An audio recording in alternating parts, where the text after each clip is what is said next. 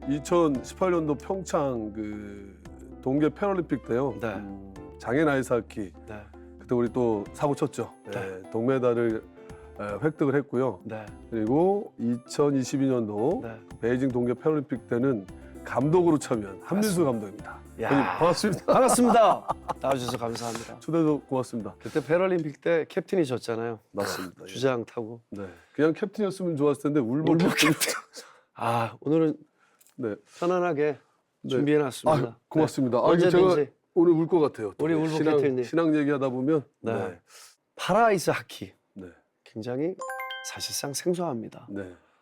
그 시청자 여러분들께 좀 네. 소개를 좀 부탁드릴게요. 네, 파라아이스 하키 많이 생소한데 원래는 그 아이스 슬레이지 하키라고 네. 이제 했었는데 슬레이지가 썰매잖아요. 그래서 썰매 하키라고 이해하시면 좋겠고요. 네. 그리고 이제 2017년도에 파라 아이스 하키로 이제 명칭이 바뀌었는데요. 장애인 아이스 하키라고 생각하시면 되고 장애인 분들이 썰매를 타고 네. 아이스 하키를 한다고 생각하시면 됩니다. 그래서 그 운동장 규격이나 네. 또 경기 룰이나 네. 또 박진감 네. 또 여러 가지 부분들이 한 90% 이상 같고요. 네. 다만 다른 게 있다면 앉아서 네, 한다라는 아이스 하키는 서서 장애인 아이스 하키는 앉아서 썰매를 탄다. 이렇게 네네. 다리를 메고. 타보셨나 봅니다. 어떻게? 이제 슬슬 이야기해야죠. 네, 뭐. 알겠습니다. 예, 슬슬 이야기해야죠. 네네. 앉아서 아이스 하키를 하는 겁니다. 어떻게 시작하게 되신 거예요? 사실 제가 그 장애인 그 체육에 처음 접한 종목은 그 아주 오래 전이긴 하지만 네. 97년도에 장애 역도로 사실은 시작을 하게 됐어요. 네. 역도를 하다 보니까 제가 이제 키가 좀 어느 정도 되니까 역도 선배님이 이것만 하지 말고 뭐 휠체어 농구도 해봐라, 뭐 좌식 배구도 해봐라 그래서 그 당시에는 역도하고 휠체어 농구를 이렇게 하고 있었는데 네.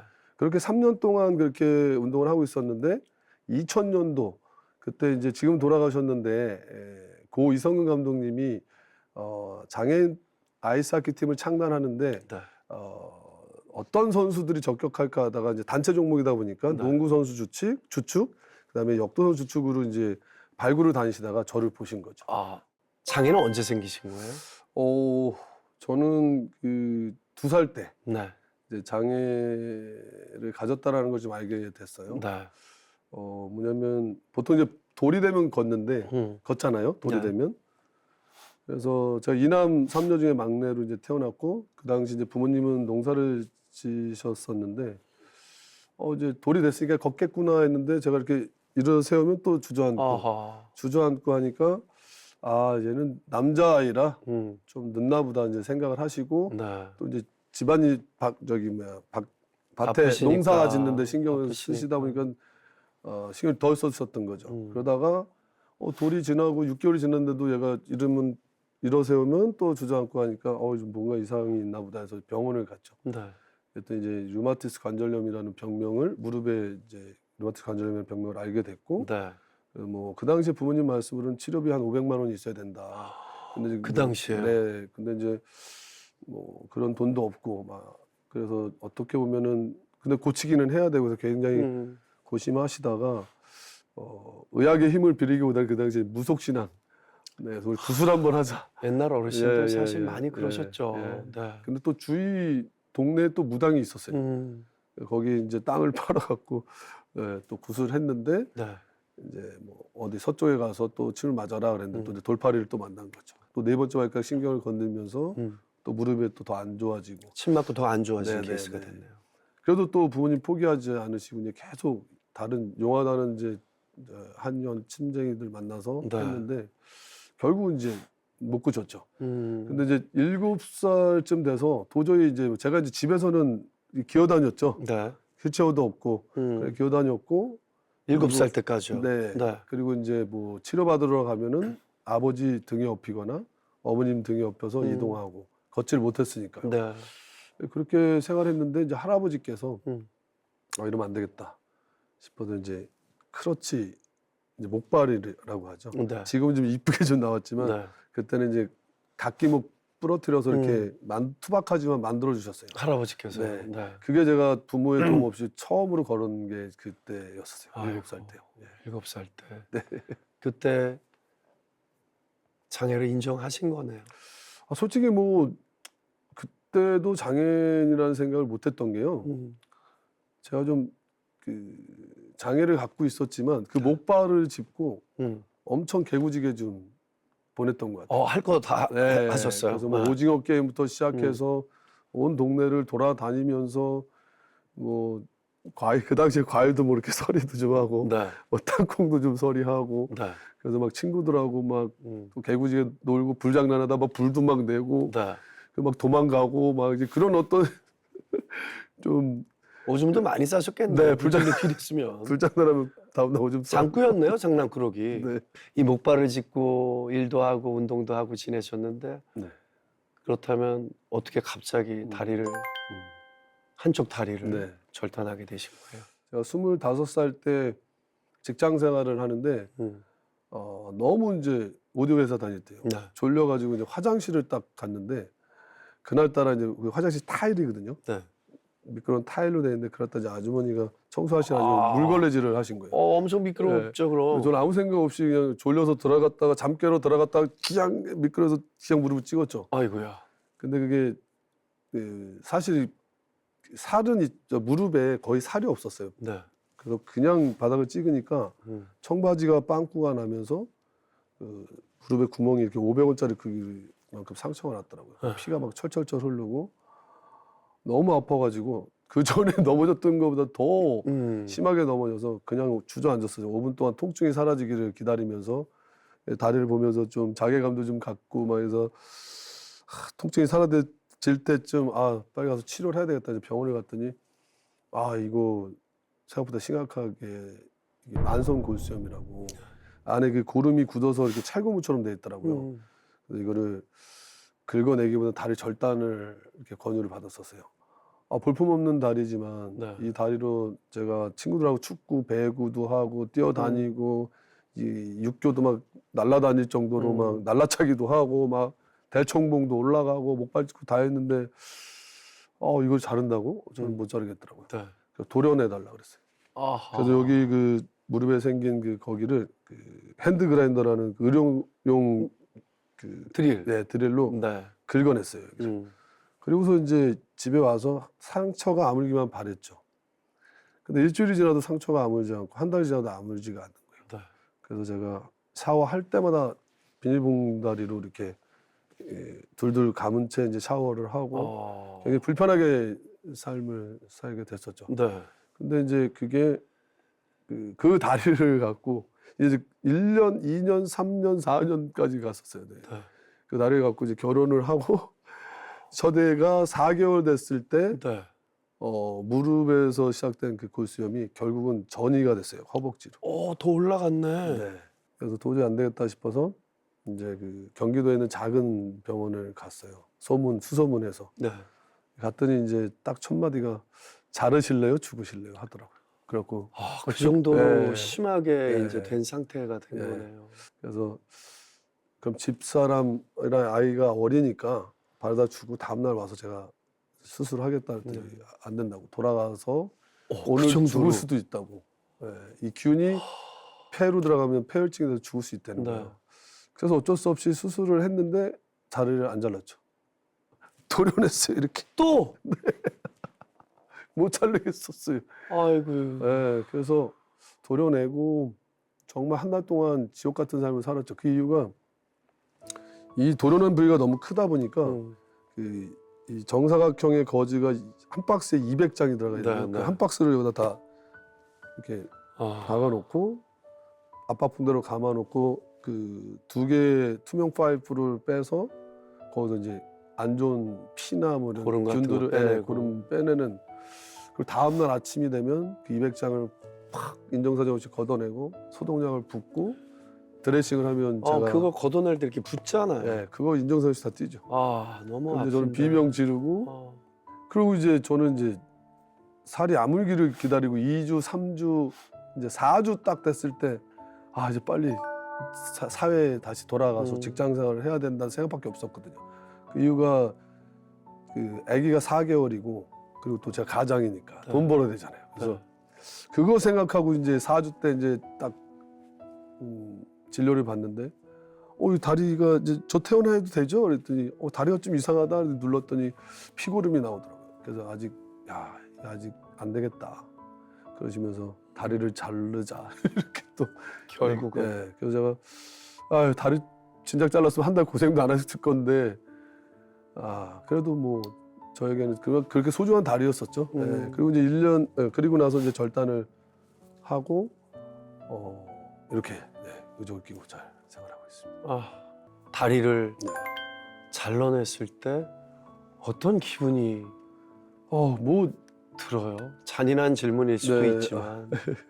뭐 사실 다리를 자르나 자르지 않으나 장애인은 마찬가지긴 한데요.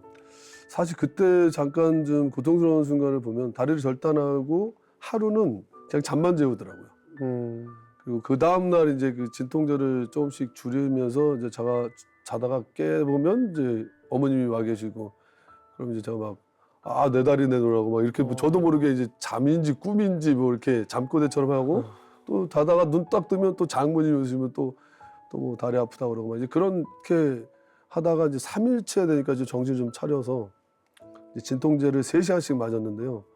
여기 뭐 휠체어 화장실 가려면 이제 휠체어에 닌거 또 여기 피통 달고 막 이렇게 한 발로 끌고 다니면서 그 화장실 가기 전에 들린 곳이 간호사한테 진통제 좀 놔달라고. 그랬더니 지금 맞은 지 1시간도 안 됐다고 2시간 더 있다고 그러고 그럼 또 화장실 가서 또 막 또 고통 참고 또 가고 막 이제 그러다가 제가 2주쯤 됐을 때 그런 생각이 들더라고요. 통증이 가시질 않는 거예요. 네. 근데 오늘보다는 내일이 통증이 좀 덜하겠지. 더 나아지겠지라는 어떤 그런 긍정적인 생각을 하게 됐어요. 그러면서 좀 버티는 좀 힘이 생겼던 것 같아요. 신앙생활은 언제부터 시작하시게 된 거죠? 제가 지금 기억해 보니까 초등학교 6학년 때 그 친구들하고 놀고 있는데 뭐 이제 그 전도하러 나오신 이제 전도사님하고 신도분들이 초코파이나 또 학용품 같은 거로 교회 가지 않을래? 이렇게 해서 다니다 보니까 제가 어느 날 이제 뭐 중학교, 고등학교 가면서 뭐 문학의 밤 때 뭐 중창을 부르고 기타 치면서 복음성가를 부르고 또 철야기도회 때 드럼을 또 치면서 참 재주 많네요. 다 교회에서 배웠습니다. 네. 그러면서 또 성가대에서 또 테너도 막 지금은 베이스 같지만요. 그 당시에 또 테너도 하고 그러면서 하나님을 만나보고 싶은 마음이 너무나 컸었던 것 같아요. 그래서 기도할 때마다 방언하게 해주세요. 하나님 만나게 해주세요 했던 기억이 있습니다. 그러면 홀로 예배드리면서 경험한 은혜가 있으면 좀 나눠주세요. 양치질 할 때 주기도문을 외웠어요. 제가. 교회를 다니지 못했지만 주기도문을 계속 이제 외웠어요. 그리고 또 자기 전에 또 주기도문을 외우고. 근데 그러다가 교회를 가게 되면 그냥 눈물이 나요. 그 돌아온 탕자가 된 느낌처럼 주님 안에서 교회에서 생활을 했던 제가 사회 속에서 어떤 그 찌든 그런 삶을 살다 보니까 이렇게 살면 안 됐는데 막 하는 그런 걸 계속 고민하고 갈등하고 하면서 계속 그쪽에 젖었었던 것 같아요. 그냥 합리화인지 모르겠지만 그냥 주기도문 외우면 난 그래도 하나님이 난 버리시지 않을 거야. 라는 그런 생각을 했는데 그러다 교회를 딱 가면 찬송가를 이렇게 부르는데 앞에서 부르시고 뒤에서도 부르시고 이렇게 하잖아요. 근데 막 뜨거워지는 거예요. 맞아요. 네. 사라운드로 막 그리고 뭔가 막 몸이 붕 뜬 것 같으면서 눈물이 그렇게 뜨거운지 몰랐어요. 뜨거운 눈물이 났던 기억이 있고 그럼 이제 교회를 가야지 또 하다가 또 교회를 가면 예전에 제가 다녔던 그런 어떤 개척교회 느낌이 아니라 막 이제 막 큰 교회들. 그러다 보니까 또 집 근처에 개척교회가 나한테 맞나 보다 뭐 하다 보니까 뭐 지금도 찾고 있어요. 찾고 있고 얼마 전에 그 다문화 가정의 그 학생들 대상으로 그 선교사님이 강연을 하는 걸 보고 제가 또 은혜를 받은 게 사실 저는 장애인식 개선 강연가로 활동하고 있는데요. 맞습니다. 초대를 받아서 갔어요. 그래서 네. 이제 그 선교사님의 설교 내용을 끝나면 이제 제가 이제 강연을 하는 건데 그때 주제가 주기도문이었어요. 어렸을 때부터 네네, 양치질할 네. 때나 쉬는 시간 때 네네. 외웠던. 네. 근데 그 주기도문이 하나님과 만나게 해주는 그런 기도라는 이야기를 딱 하는 순간, 그렇지. 나는 그래도 교회 다니지 않았지만 매일같이 주기도문했으니까 나는 기독교인이고 하나님을 만날 자격이 돼. 딱 그랬는데 그 듣는 순간 제가 어느 순간 그 주기도문을 안 해보고 있었던 거예요. 그걸 깨우쳐 주셨던 거예요. 그래서 그러면서 또 눈물이 나더라고요. 야, 이게 나는 이거를 주기도문을 외우면서 나는 기독교인이고 신앙이 있어라고 했는데 그게 저도 모르게 한 달 정도를 못했던 거죠. 근데 그걸 깨우쳐 주셔서 제가 이제 강연하기 전에 그거에 대한 고백 간증을 하면서 또 운 적이 있는데요. 네. 지금 그래서 하나님이 계속 저를 찾으시고 빨리 교회로 오게끔 해 주시기 위해서 네. 자꾸 두들기시는 것 같고 또 이 자리에 나오게 한 것도 네. 아마 그런 의미가 아닌가라는 생각. 하나님 찬양하는 네. 것을 참 좋아한다고 들었거든요. 은혜 받은 찬양 한 소절만 부탁드려요. 노래도 잘하시잖아요. 지금 갑자기 생각난 건데요. 네. 어두운 밤에 깜깜한 밤에 이거 안 되겠는데 눈물이 날 것 같습니다. 갑자기 실로암이 생각이 나네요. 야, 아이고야. 이 찬양은 참 많은 분들한테 네.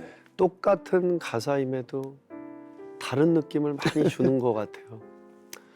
우리 첫 회에 정운택 선교사님도 이 노래를 차 안에서 들으면서 여러 가지 느낌을 받았다고 하는데 이 찬양은 참 많은 분들한테 위로도 주고 소망도 주고 또 각자 생각하는 범위도 되게 틀린 것 같아요.